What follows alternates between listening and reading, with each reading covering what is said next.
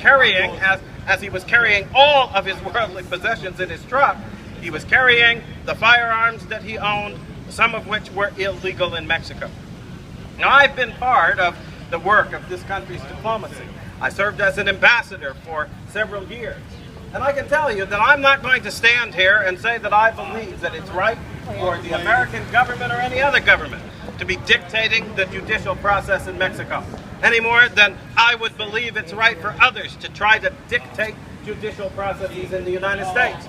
But I do believe it's right for the American people to take an interest in what happens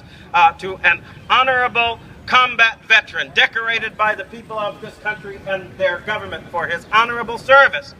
who manages inadvertently to get into a situation that's over his head. I do think that our expression of interest and our expression of support for this man needs to be taken seriously. Not only, however, by the Mexican government, but also by the government of these United States.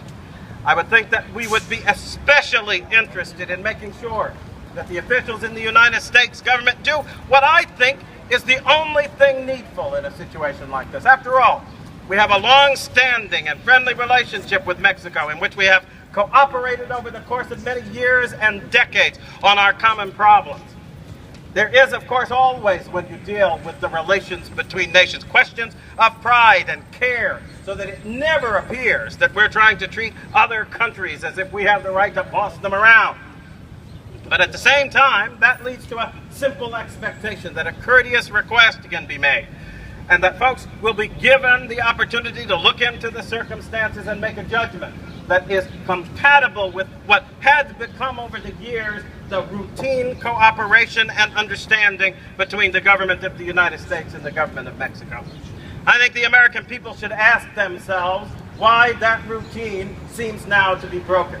Why in this relationship, as in other relationships around the world, governments and their representatives now feel free to treat Americans with contempt and to assume that abuses will not have any response from the government of the United States. Is it possible that what we have seen happening in the scandals at the Veterans Administration, what we have seen going on in terms of the rules of engagement in Afghanistan that did not take proper account of the safety of our troops, what we have been seeing going on in terms of deals being made that endanger, put at future risk our troops at the same time that we sacrifice the national security of this country,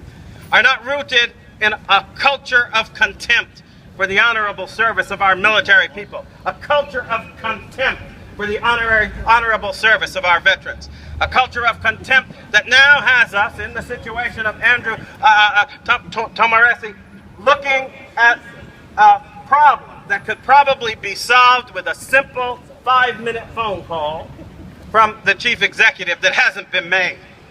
Hasn't been made because though there's lip service paid to the fact that we care about whether or not people are left behind or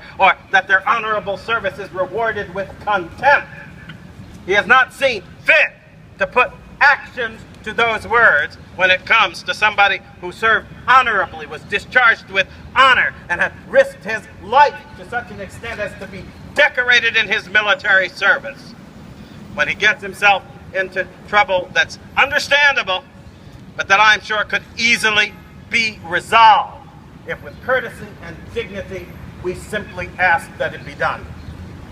That request has not been made puts the lie to the posturing that has been going on.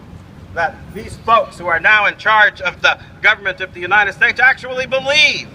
in and respect the culture of honorable service that has throughout our history characterized the American military. Well, I think it's good for the American people to stand forward now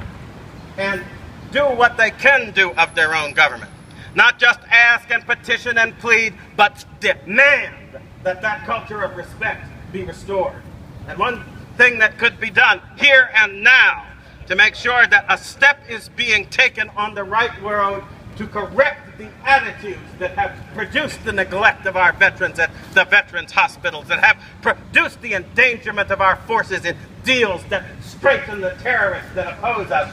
One step that could be taken would be to take an interest in this honorable combat veteran and make sure that a simple mistake does not ruin his life. I think that that's the kind of honorable and decent compassion that we have the right to demand of our government. And if we make that demand and it is acted upon, then I, at least based on the experience I have the confidence that our neighbors in Mexico would respond. I know that they have, over the course of time, been looking at us as if we are obliged somehow not to enforce our laws on immigration. And from the top to the bottom, sometimes they have acted as if they can make the demand that we should sacrifice the sovereignty and security of our borders. But I'm sure that in the spirit of that cooperation which has generally prevailed in our relationship, they will realize that as they can demand that we ignore our laws, so we can respect the process of their law and ask that they look at the mitigating and extenuating facts and free Andrew Tahmooressi from what has been a prolonged and unnecessary imprisonment because of a simple mistake.